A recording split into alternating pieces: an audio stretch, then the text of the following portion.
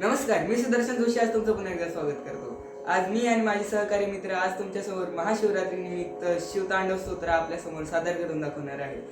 Video आवडल्यास like, share, subscribe करायला विसरू नका आणि पूर्ण व्हिडिओ बघा। धन्यवाद।